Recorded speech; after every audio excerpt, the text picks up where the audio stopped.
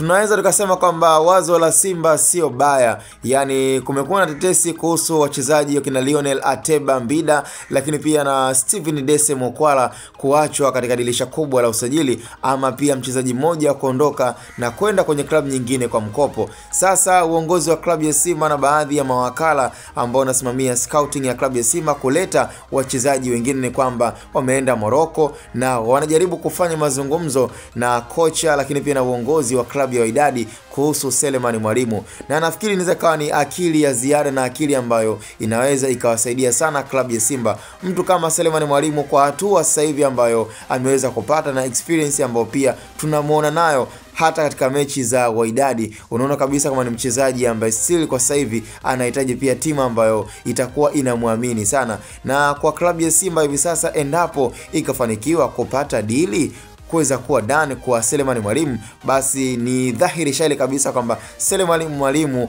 atakuwa ni kama moja ya top scorer anayeaminiwa na kama striker atakayekuwa anaaminiwa kwenye klabu ya Simba. Hivyo sasa ni kwamba ni hatua nzuri ambayo tunazidi kuona kwa klabu ya Simba kupambana na kuhakikisha kabisa kama Selemani Mwalimu anarejea tena kwenye ardhi ya Tanzania. Yani kwa Wydad Casablanca ni kwamba inaonekana kwamba bado hajaaminiwa moja kwa moja na kocha wa Wydad Casablanca, kwa sababu amekuwa akiingia kama substitute tu pindi inapocheza Wydad Casablanca katika zile mechi za msingi ama mechi za muhimu. Kwa hiyo ni wazi kabisa kwamba Selemani Mwalimu hivi sasa anaweza akawa na opportunity na akawa na maamuzi mengine ya ziada ya kuchezea kwenye klabu nyingine, kwa sababu bado hajakuwa kwenye first 11 ya klabu ya Wydad Casablanca. Hivyo tunategemea na tunaamini kwamba lolote linaweza likatokea katika dirisha kubwa la usajili. Klabu ya Simba inapambana sana, uongozi wa klabu ya Simba pia unapambana kufanya mazungumzo na uongozi wa klabu ya Wydad,